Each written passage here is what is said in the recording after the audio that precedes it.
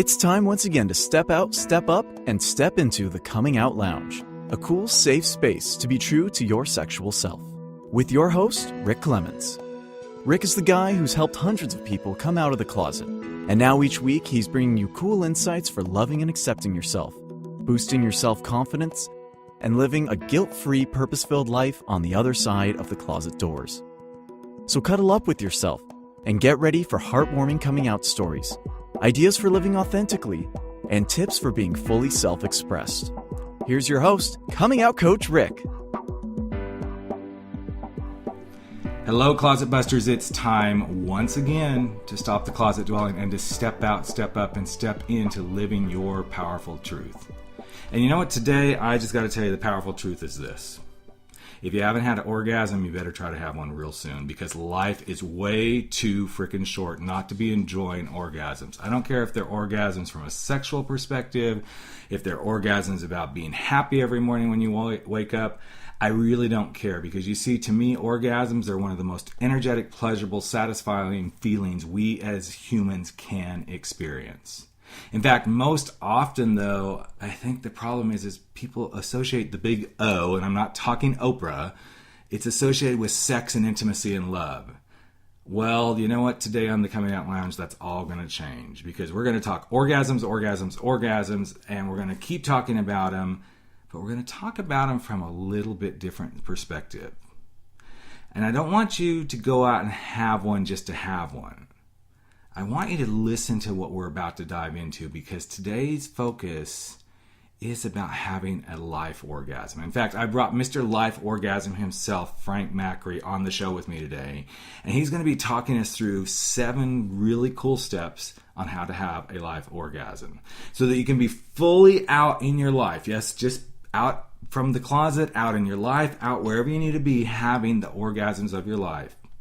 So I think it's just time to get on with it. And you might want to listen really, really closely to this podcast with your headphones on, because I'm not going to predict that there ain't going to be some profanity or anything going on here. But without any more said, I'm going to bring on my friend Frank Macri, Mr. Orgasm himself. Hey, Frank, how are you? Hey, Rick, thank you so much for that. That was probably the best introduction I've ever received. And I'm considering putting Mr. Life Orgasm now that you've said that. I think I'm going to put that at the top of my resume, maybe my LinkedIn profile. I think that just really sums me up really well. So thank you. Hey, you're welcome. You're welcome. I love what you do. I'm so glad we got connected. And I think this is a really powerful conversation to have for people who are in the throes of maybe not out yet, starting to come out. Maybe they've just come out on the other side, or somebody who's been out. And even if you've never come out of the closet, well, guess what? Today, I think this show is about pretty much for everyone out there in the world. So tell me a little bit about how you came on to this idea about life orgasms. Yeah, well, it really was inspired, if I'm going to be honest. It was inspired by pretty much all my college hookups. I definitely spent my college years enjoying being single and, So in essence, you were a big hoe, is what you're trying to say. In essence, yes. Okay, cool. Just want to make sure we're clear here on what we're talking about. But aren't we all at that point in our life, or at some point in our life? Absolutely. And, I was not only inspired by that, but just the overall idea that mental health does have a huge stigma in society today, and many people still avoid talking about their own mental health and struggles. They avoid talking about their fears. And I studied psychology, and then I went on to become a certified coach. And I just thought, what is a way that I could really summarize, mental health, and just kind of having a fun and creative way to deal with all the shit in our lives that we don't want to deal with because it's scary. And I kind of combine those two ideas of sex and psychology, and I came up with the concept of life orgasm. So I'm so excited to chat more about it. And, for people wondering, okay, well, what the heck is a life orgasm? It's really, those moments in life where you get your spiritual libido, if you will, is fully charged. And as you put, Rick, we're not talking about orgasm in the sexual sense. It's more of a spiritual, it's more of a holistic view of life, and really aligning yourselves with your passions.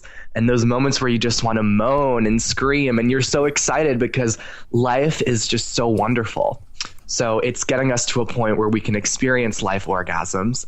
So I'm going to share with you what I've come up with as the 7 steps to achieving a life orgasm. Cool. And I can't wait to hear this. But there's something I want to make sure we're really clear on as we're going through this show here today. If you want to start moaning and writhing and whatever at home as you start to hear this stuff, we want you to feel free to do that, because it's time for all of us to let go of so many old stories and just really step into our lives. As I'm launching lots of new stuff. I mean, quite honestly, if I were to be really honest, and here comes the foul language right now, I'm launching so much new shit, I don't know what to do with myself. And it's driving me nuts, but it's also the stuff that's bringing me truly alive in my life. And am I scared? Yes. Am I doubtful at times? Of course. Am I confused and overwhelmed at times? I guess, overwhelm is something you bring on yourself, but I think what we're going to really get to here today is giving ourselves permission to masturbate away in our life and just enjoy the hell out of it. So I think that's kind of the underlying things we're getting at here. So, all right, so let's get going, because we know we've got like 30 minutes here, and we may go over today, folks, so I just want you to know that. But I want to make sure that Frank gets through all 7 stages of the biggest orgasm you've ever had. So let's start rolling, man. Let's do it. So the first step for any virgins out there listening who are wondering what it takes to, have a life orgasm of your own, the very first step is to get naked. And, well, God knows we like that. God knows, right? Yeah. I mean, if you think about it, before you can even do anything and start to wonder what it is you want out of life, or before you engage in any kind of, sexual encounter, if you will, you got to strip down. You got to take everything off. You got to get down to your core and who you are. So the very first step, and a very important step, is to take off all your clothes. It's removing all those layers. So, in the sense, this means to kind of strip down all of the shields or the guards that we sometimes subconsciously put on ourselves as we go on through life. It certainly is something that I had to deal with, where I was putting out someone I wasn't. Mm-hmm. So before you can really figure out what you want and what fulfillment looks like for you, you got to get naked. You got to stand in your naked, vulnerable, raw self. This is interesting, because one of the books that I'm going to give something up here, but that's okay. I don't care. So one of the books I want to write is called Naked in Times Square, because I want to write this book about how we need to learn to be naked in our truth. And I want people to imagine that they just, suddenly got dropped, into some vortex of some sort that plops them into the middle of Times Square in New York completely naked. What would that feel like to you? And I think what you're getting at here, Frank, is you've got to get down to the raw essence of yourself in order to start to let anything begin to truly come alive in new and different ways for you. Absolutely. It's about kind of detaching from those layers. And, sometimes, especially for us people in the LGBT community, sometimes when we're dealing with the process of coming out, and this is why I love how your podcast is around, talking about this, I think that the coming out experience is sometimes not so much about just revealing our sexuality as it is about stepping into our authentic, our brave, and our vulnerable selves. And I think that's what makes it such a scary experience for people. It's not just about saying I'm gay. It's about really letting go of something that, you've been holding on to for so long, so that you can embrace who you truly are. I agree 100%. And I think you just hit on something that's one of the biggest things that happens for me when I'm working with someone who is coming out. And I always say this to them: as you come out, and even once you're out, you're going to find that this coming out process opened up so many other facets of yourself that you didn't even see coming. You just didn't even, it could be that it'll cause you to go, okay, I'm done working in this job I'm doing. I'm tired of this career path. I'm tired of trying to go do all these things that other people want to do. I want to go do what I want to do. It may be your artistic piece shows up. There's just any number of things that start to show up when you go and you get naked and you just kind of stand fully in your vulnerability. So absolutely. And one other thing I just want to mention is that, a lot of times I've coached and spoken to some people in the queer community around sexuality. And something that I found really interesting is that, we spend so much time getting comfortable with our sexuality that sometimes we attach ourselves to it. And that attachment could sometimes be pretty harmful to us. So one of the questions that I like to challenge people with and present is, if you were to detach yourself from your sexuality, who would you be? Mm-hmm. Because, it's great to be okay with if you're gay or if you're a lesbian or if you're a transgender person, but that's not who you truly are at your core. That's one element of what you are. But if you were to remove that, then what else is there? So, another way to look at this, because that's, it's a really hard question for people to answer.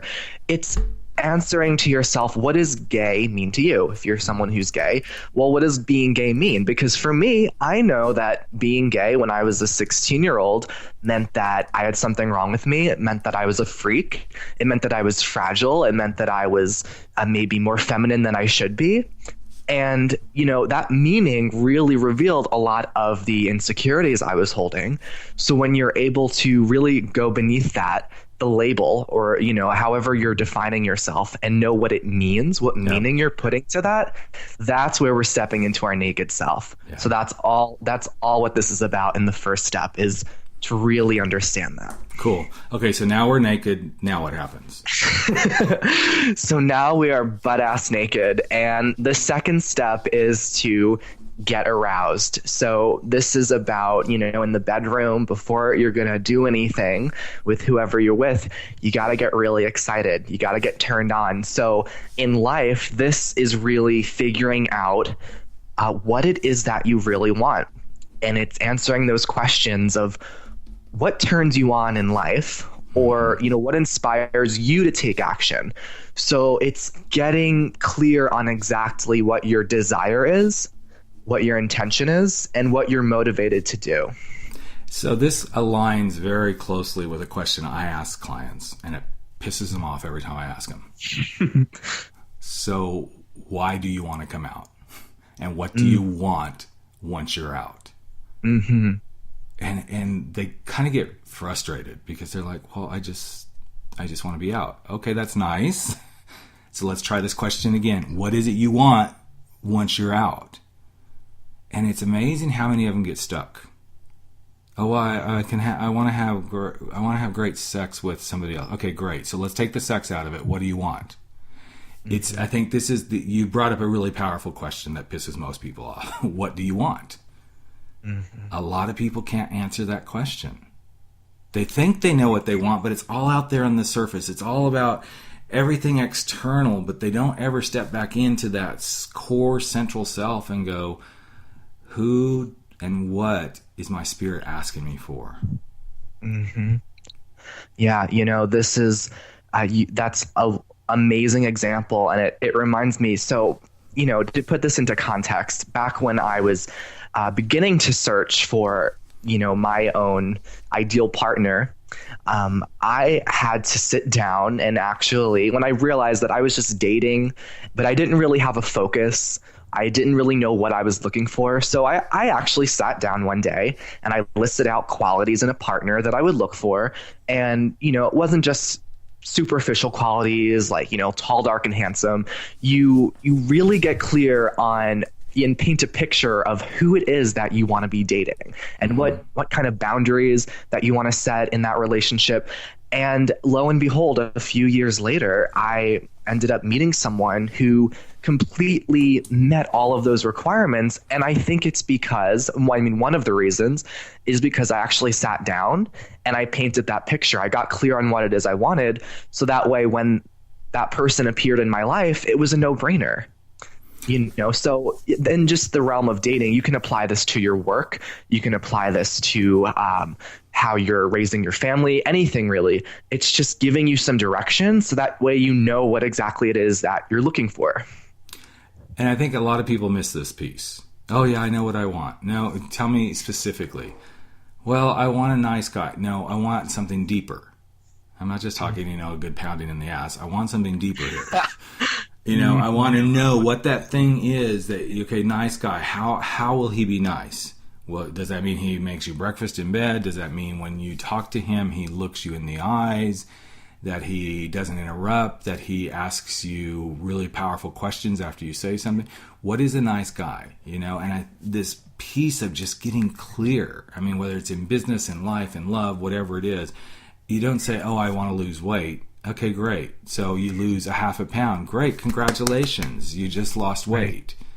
This clarity piece is very, very important. And it is a part of getting you aroused. Okay, so in the bedroom, depending on what your favorite position is, if you're a big old bottom, what gets you aroused. If you're a top, what gets you aroused. If there's these different things, but you have to be very clear on what truly gets you aroused. I know in my case, what really gets me aroused is someone who's very intellectual, someone who I can have really deep conversations with, someone who doesn't say, well, yeah, I hope someday I'll be successful. No, they have an idea where they're going in life. They know what they want to do to get where they want to go. And if they happen to have a hairy chest and a nice, booty, that helps too. But,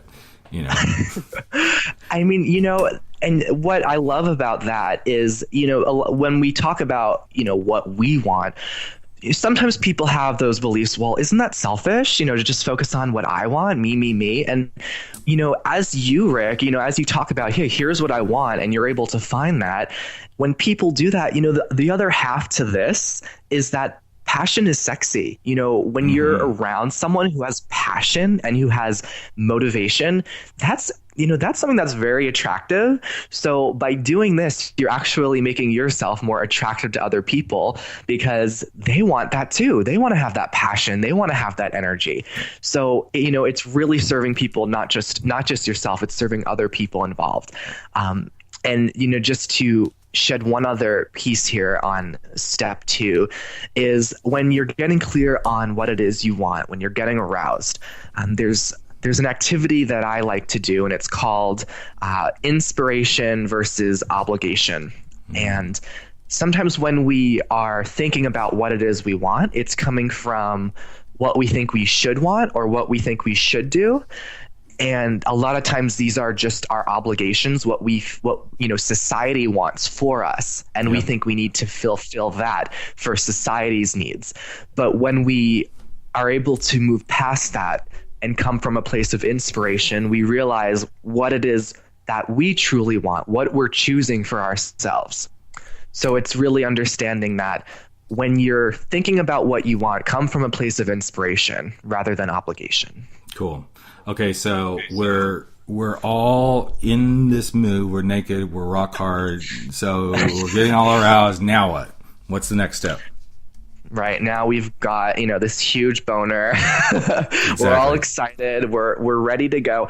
So before we dive too deep into anything, step 3, and a lot of people cringe when they hear about this step, is to find the hole.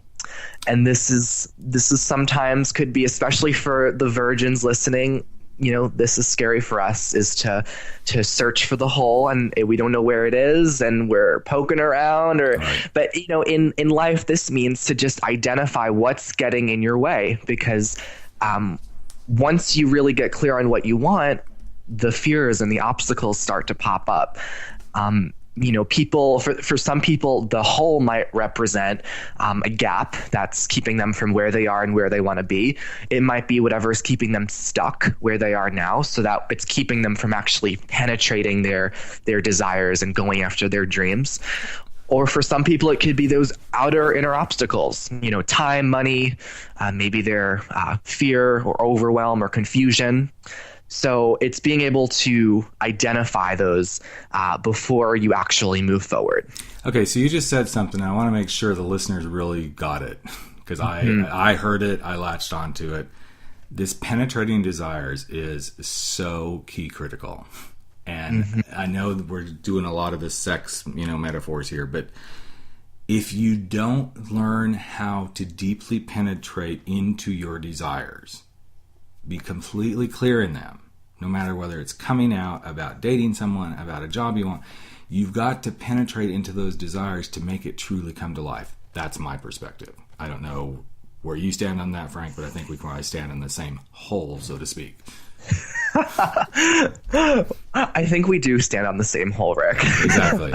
I mean, because it's so, if you've got to really, I know for me, when I see certain people that show up in my life who are very passionate and who seem to have it all going on, the reason I am attracted to them or start to look at them, and oftentimes I compare myself to them, is because they are so deep in their desire and so deep in their passion. There's not a frickin' thing that can shake them from it. They just do it. They just love what they do. They love where they are in life. They're so alive in it. So this, penetrating the desire, listeners, please remember that one, because it is really, really powerful. And the more you penetrate, the better it gets. Just like sex. And Rick, you've actually led right into the fourth step, which is penetration. So, after we've identified and found the hole, we've realized all those gaps.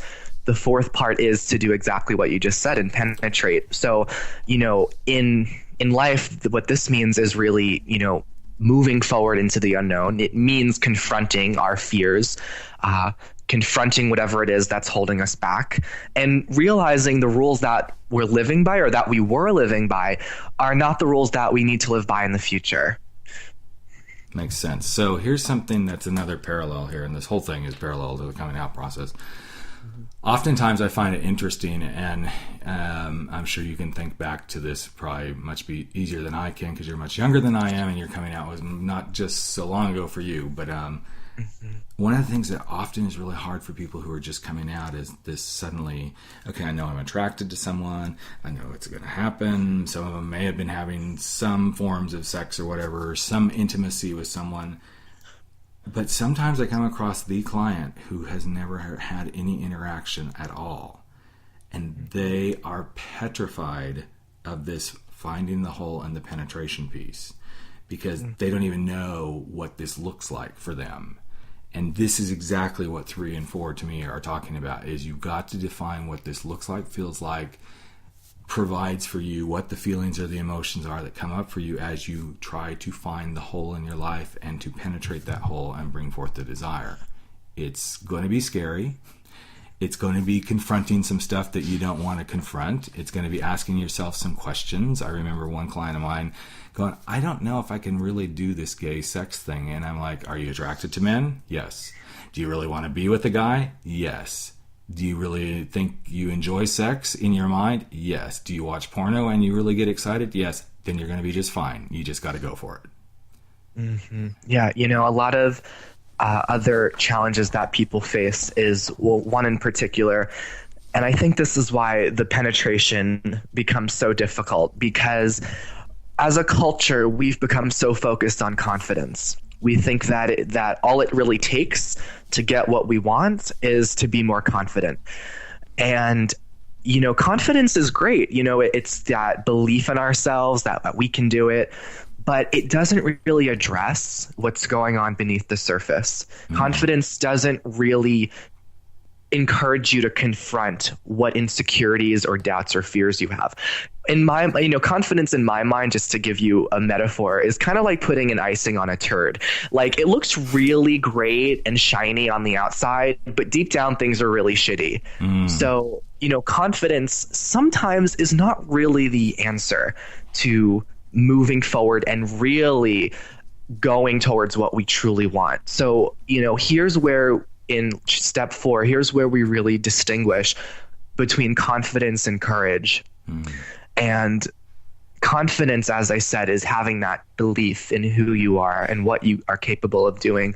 Whereas courage means moving forward when that belief might not fully be there. You might not truly believe in yourself or know that you can do something, but you're still going to step forward. You're still going to penetrate the unknown. You're still going to go deep into what you want, even if you don't have full knowingness that you'll get it. It's about having that courage. Well, and this is interesting because I've been working on a program called the Point One Project, which is my newest adventure.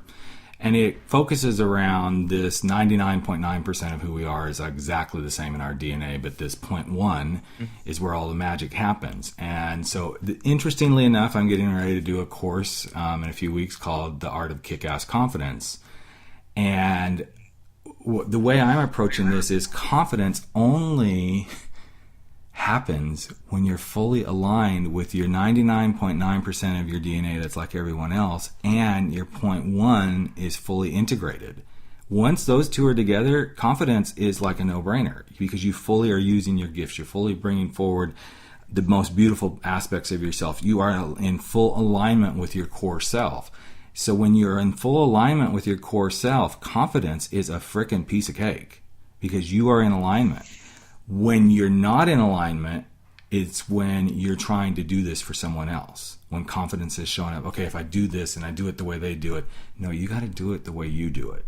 And I think each time we step into that space where we do it the way we do it and we don't need validation from outside, then that's when confidence is really cool and very sexy.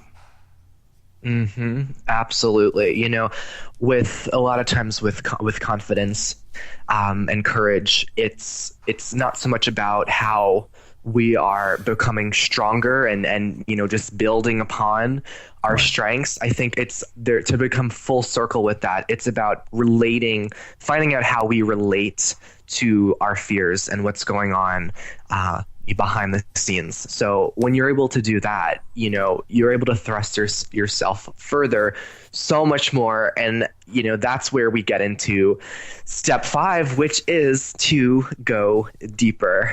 And, you know, as you know, by now we're starting to have some action. We're making progress here. But it's so easy, especially for, you know, us virgins who have never experienced a life orgasm before.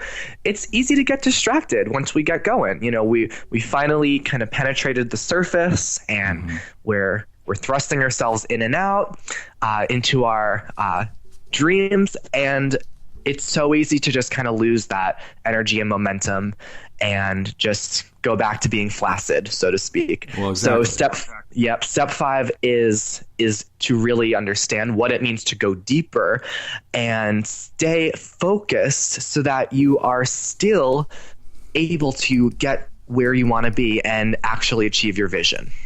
Well, I think in this step 5, the stay focused piece is, and I'm going to really go literal to the act of sex here. The reason sex becomes so mundane in so many relationships is it doesn't go deeper. It just ends up being a very surface expression. Yeah. And it doesn't matter how long you've been together. It matters how long you've chosen to be deeper in a relationship with someone. And, you know, we've all kind of heard the, okay, you know, let's just do the wham, bam, thank you, sir, sort of thing, or wham, bam, thank you, ma'am, you know, however you want to put this. It's the moment that it becomes just the wham bam that you need to really look deeper into what is it I'm missing in this moment with this person. Same thing applies to what is missing in this moment as I look in my life. I mean, it can get really scary to ask those questions too, because it's like, okay, I got this going, I'm penetrated, I'm riding it, you know, I'm doing the cowgirl, whatever, it doesn't matter. But there's a piece of going deeper that if you don't continue to challenge yourself to go deeper into your truest essence and go to that deeper space in life, you might as well just start back over. And you can get in that pattern of starting back over and going through steps 1 through 4 and getting to 4 and okay, cool.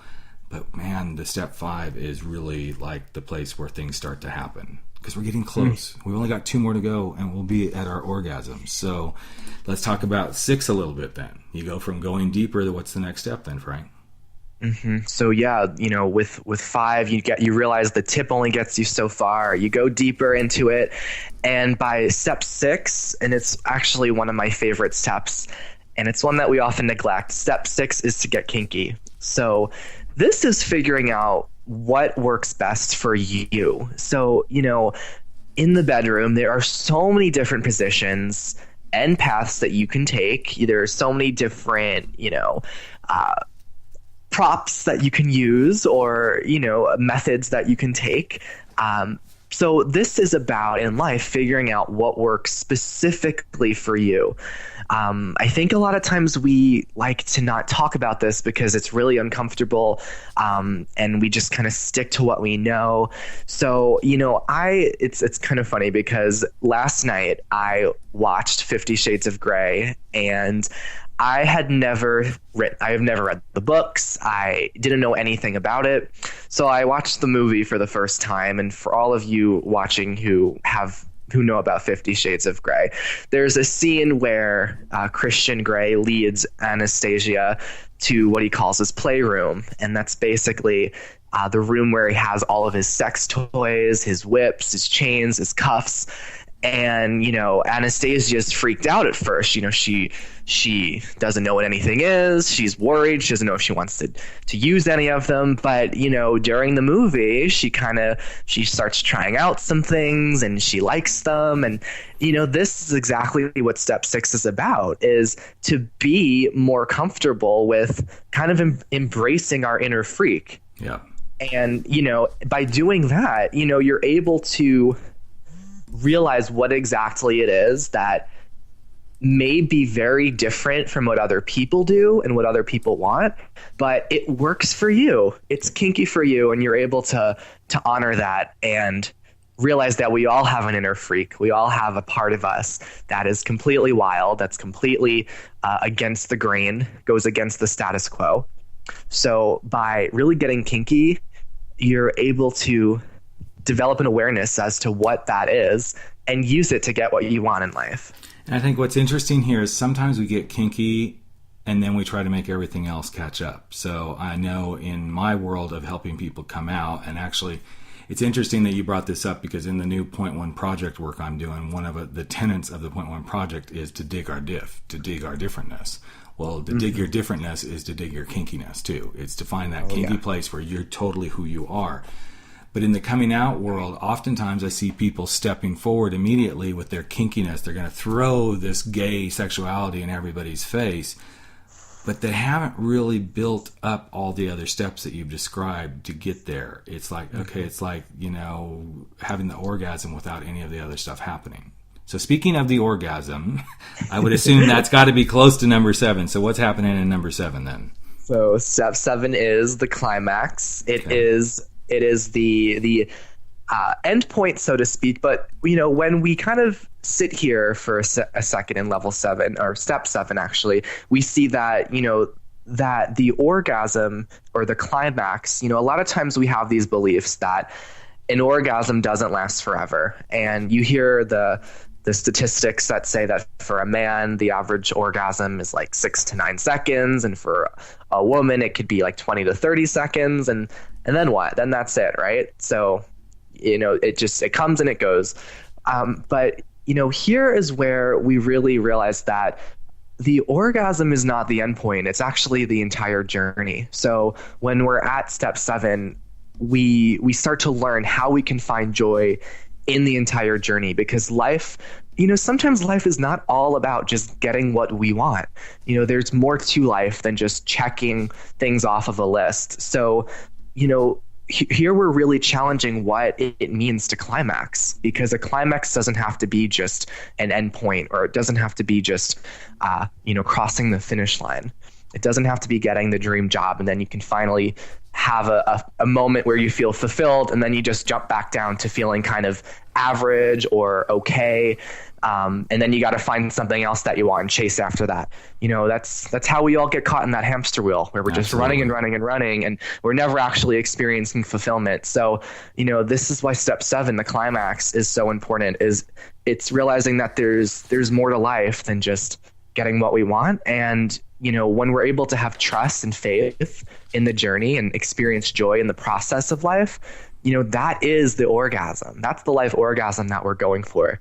That's realizing that, there's more to it all than just reaching the end.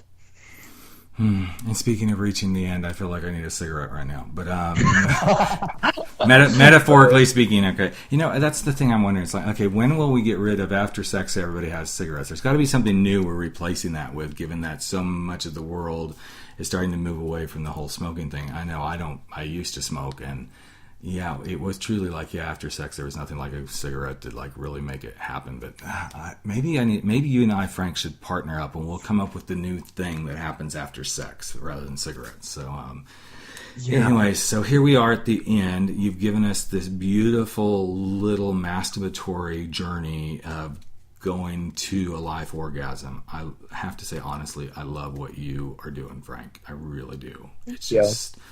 It's really cool. I hope people start to truly embrace it and, set aside their little puritanical beliefs. But something tells me that you won't have those kind of people showing up in your life, because we attract what we attract. I mean, the people that are going to come do this kind of work with you are going to be the people who are ready to go put it out on a limb like this, the same way I feel about this podcast. Those that are going to come and listen to something like this, they're ready to have this in their life. Even if every so often we say fuck or shit or whatever, it's going to happen. And if we're going to talk about masturbating and dicks and vaginas, okay, it's going to happen from time to time. But that's the kind of people we're going to attract here. So what's the best way if somebody wants to find you? What's your website for everybody who's listening? So my website is www.thefranklife.com. It's all one word. Awesome. And you can check out my website to get some chapter summaries. And if people sign up for my mailing list, I'm going to be doing some promotions and giveaways when the book is released later this year. So people can head over to thefranklife.com for any more information on how they can pop their purpose-filled cherry. And I also love to post a lot of videos to YouTube as well. So people can just search my name, Frank Macri, and watch on some of my daily vlogs and weekly inspiration that I put up there. Cool. Okay, and then like the last minute we have here, the last question I always ask every guest is, if you could give someone who's in the closet coming out, maybe just got out of the closet, if you could give them a piece of advice about the journey, what would that piece of advice be? Oh, I love that question. If I were to give someone a piece of advice for if they're preparing to really, come out of the closet, I would just tell them that, I would say their orgasm is coming, because this is not it, just the act of coming out. This is not it where you need to just kind of stop and feel like you've done it. There's so much more to who you are that goes well beyond your sexuality. Mm-hmm. I so agree. So totally agree.